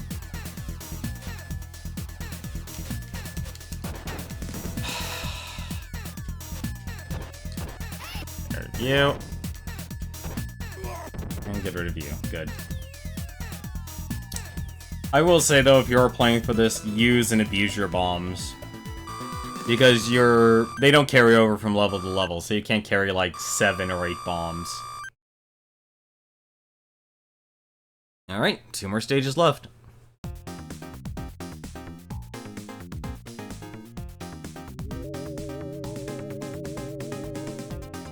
I wonder if people actually would like to hear, like... As strange as it is to say, like, just copy what Total Biscuit did, like...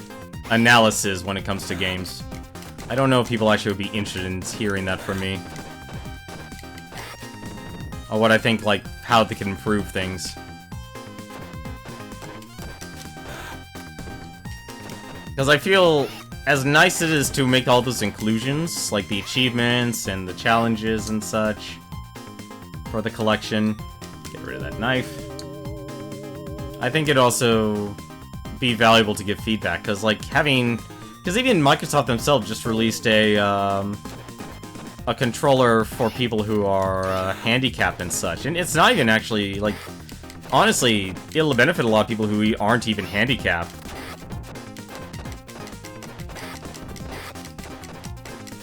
You know, that guy back there could have attacked me like 7 times.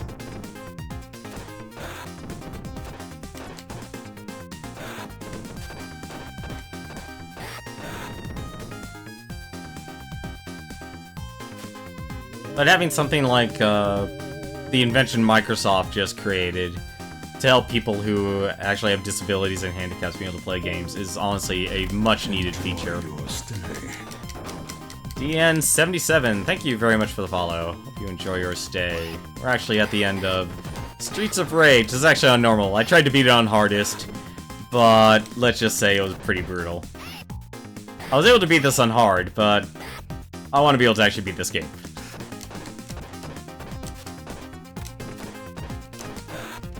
Probably shouldn't be this close to the door.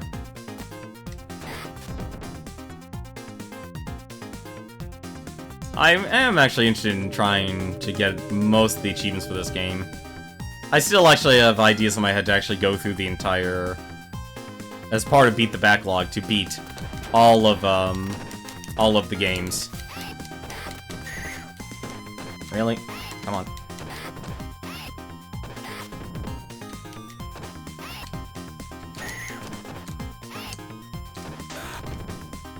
Because I stopped at Echo.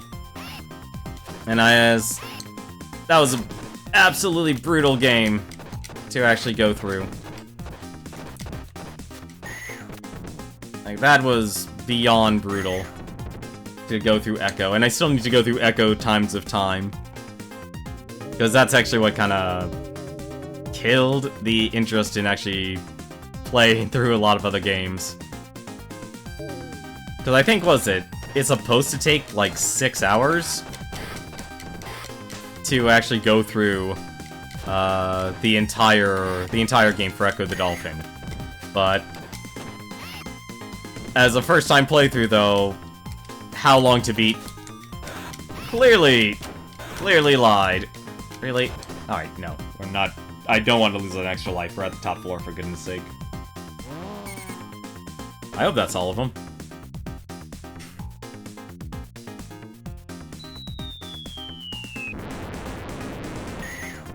That all of them? Hopefully. Yes, it does. Okay, good. I did the smart thing. I saved myself a life.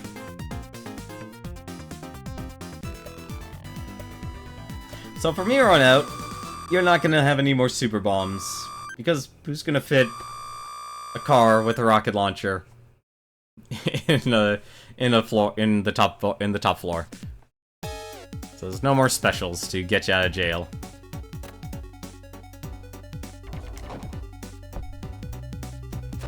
Also, the catering here sucks.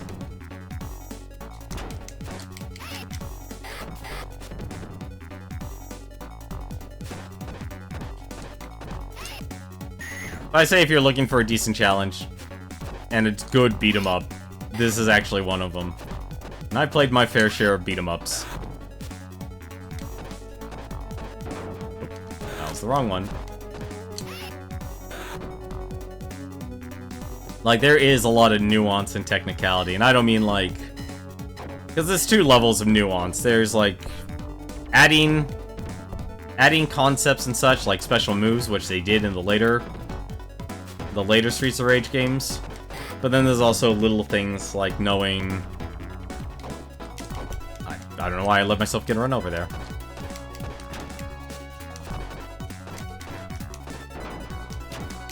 Alright, this is actually getting ridiculous.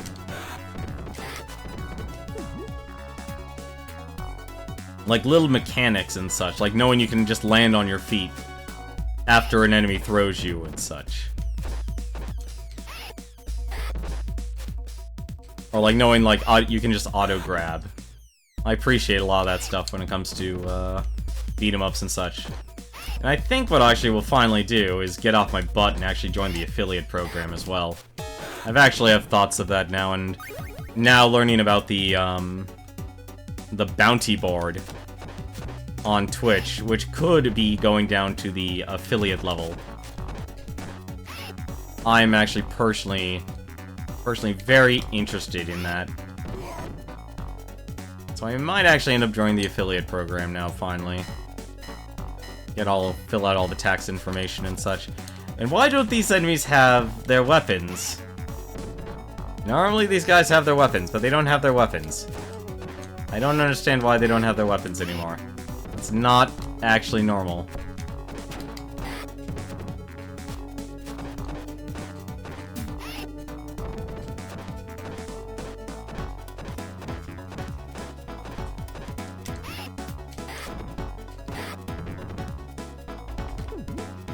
Of course.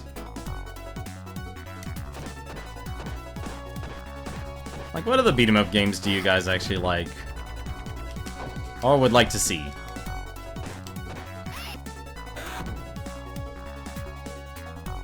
I'm actually interested in hearing that. What you would be interested in, and what beat-em-ups you guys like.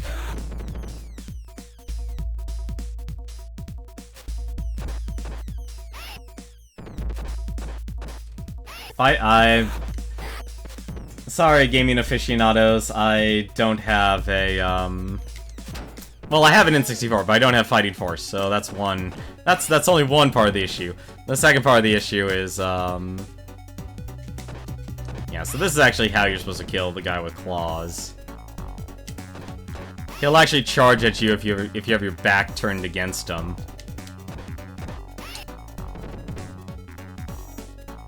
But what you just need to do is just from the top, you should actually just walk down to him and you'll be able to grab him.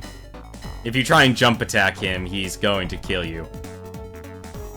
Because he'll become invulnerable.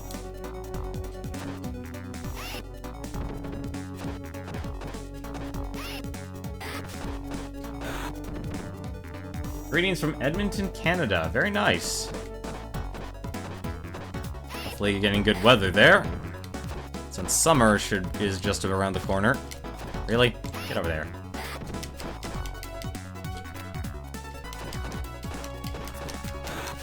I think once I just learned, like, the whole jump mechanic and such, I learned a lot. I had a greater appreciation for this game.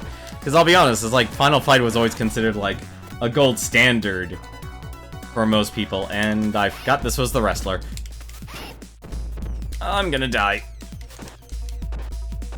I just grabbed him, that's actually not good.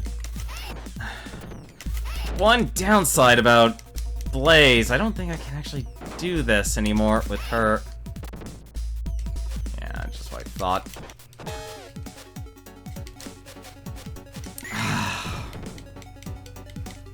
So the thing about the reason why I like playing Axel is actually because of this guy.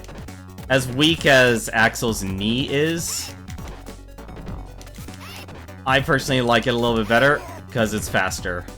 It doesn't do as much damage, but Blaze takes more animation frames for her jump kick, and that's actually where her specialty lies. It's actually in her jump kicks. I don't know why I did that. That's actually dumb. I'm not going to be able to use that, so let's just keep going forward.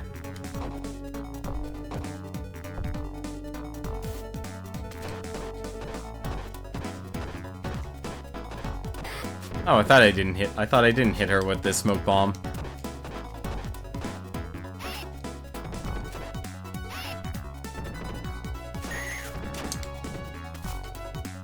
How are you doing tonight? How has your gaming endeavors been?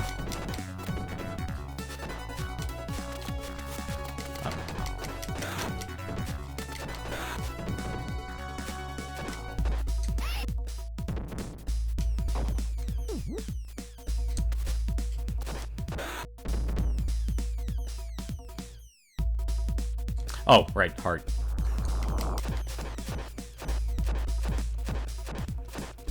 Alright, he's getting too close to me. No! That's what happens if you end up grabbing heart. Just gonna throw this knife at you.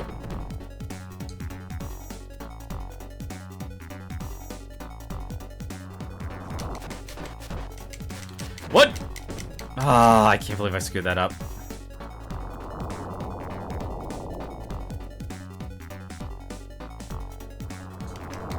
What? Ah, I can't believe I screwed that up. I'm screwing all this up. I'm getting too aggressive. And he also covers a lot of range.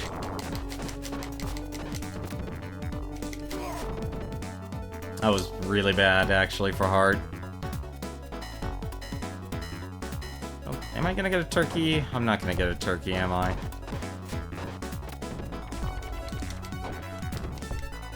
Yeah, I'm not gonna get it. No, I am. Yeah, turkey.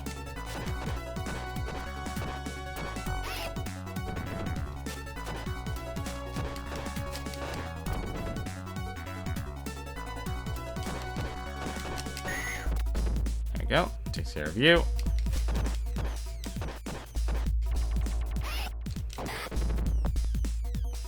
I'm gonna need as many lives as I can get from Mr. X.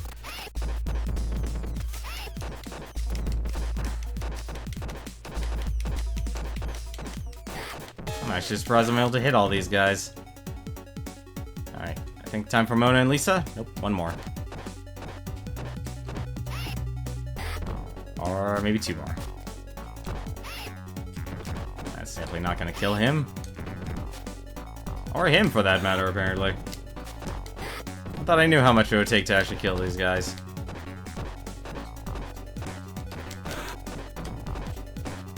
Let's just cheese these guys. Because Mona and Lisa are gonna wreck me. So the... I can't believe I let that actually happen. And I cannot land on my feet for some reason.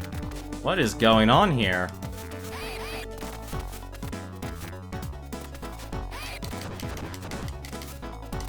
Ah, they... That's not good. So my best advice, honestly, is actually... If you could not let yourself get grabbed. And not let that happen to you. Is when one of them will actually slowly go up. And that'll actually be your time to grab them. Well, not grab. Well, you really should just punch them. If you grab them, you're just gonna let yourself get hit. And then you can just land on your feet if the other one grabs you. But never let yourself get grabbed from behind. Ever. Yes, just commit. And just do your full combo. Or not. Never mind. So close to a one continue.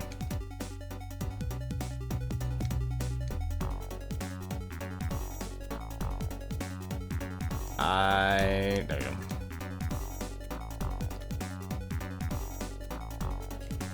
Getting a one continue clear is actually going to be a very interesting challenge. I was so close. That's unfortunate.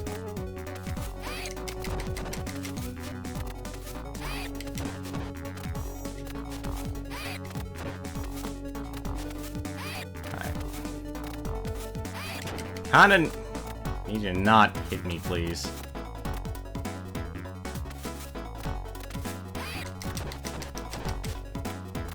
Yeah, you can't do your full combo. If you do your full combo, at least with Blaze, it'll wreck you. I think you could do your full combo with Alex, no problem.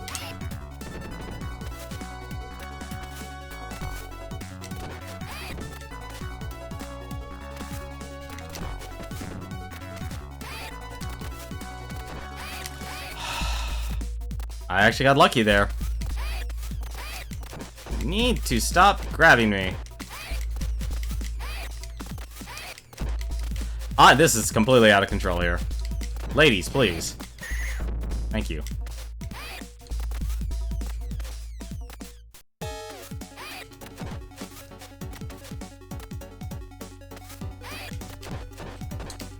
As strange as it is, actually fighting these two is a lot easier. Once, like, it's obvious you learn their pattern better when you only have to fight one of them.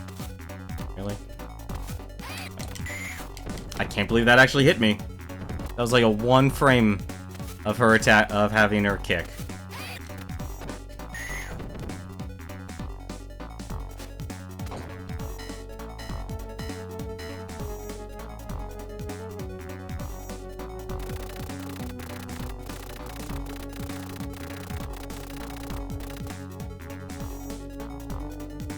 And no.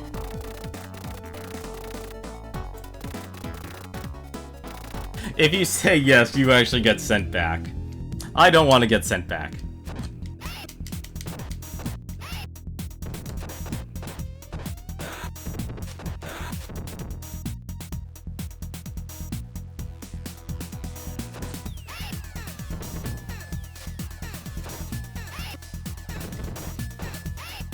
Like any good boss, you have your henchmen do the work.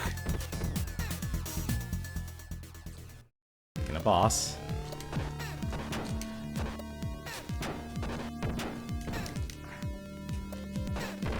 That's not what I wanted.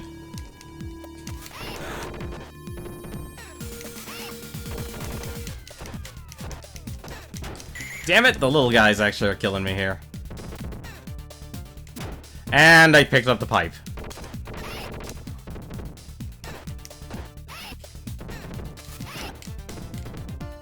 Yep, Mr. X hits just as hard as he used to. I do not need this pipe.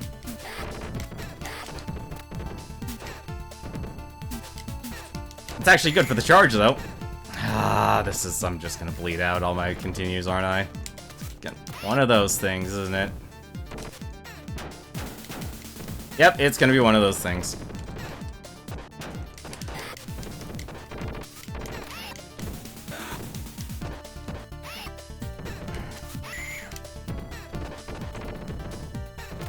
That's what makes killing Mr. X actually very difficult.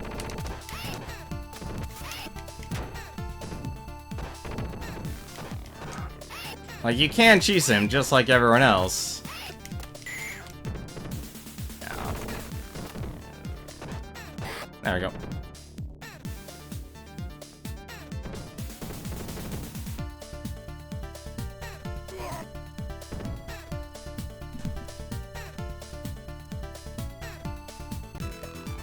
You know, if I didn't know those were shells, I would have just said, bury me with my money.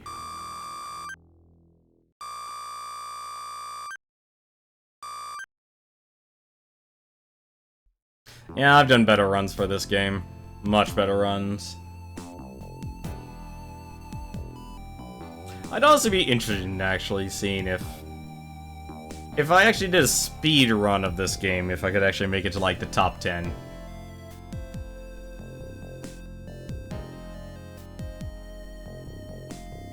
I actually think I could for some reason, but then again, I don't think many people are interested in watching beat-em-ups for speed runs. Do people even actually do that?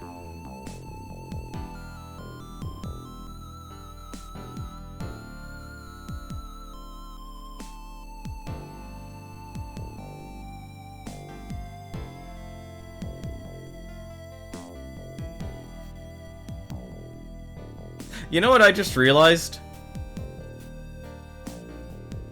You guys want to do something dumb? We could actually rewind probably all the way back to the Mr. X fight and see if see if we could actually do it with one continue clear. That is a possibility.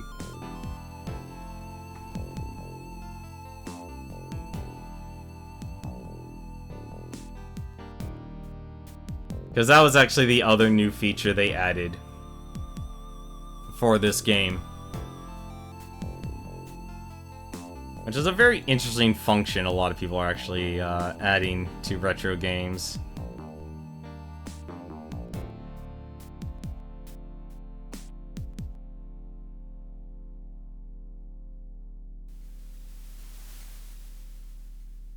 So there you go.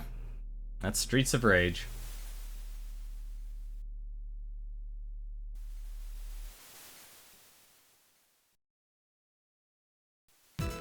Solid beat 'em up.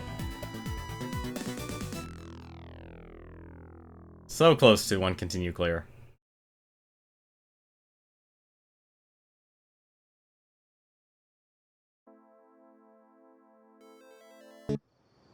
But now that we've done that, like I said, I really wish the online has to be perfect. It's still rough around the edges, and I do wish it had full player configuration, because not all games allow you to adjust your controls. And it's really nice to just have, to be able to actually control it. Word of our community's acclaim spreads. The Savior, thank you very much for the host. Unfortunately, you came by at the end of the stream, but thank you very much for the host. I always appreciate it as well. Speaking of which, that's actually going to do it for us tonight. So let me take a look and see if I know anyone who is active and streaming right now. Actually, let me check here. He might still be going. Hopefully he's still going.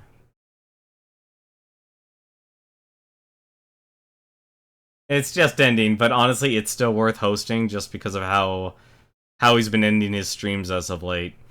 You should go give Cthulhu the Third a watch. He's a great retro game streamer.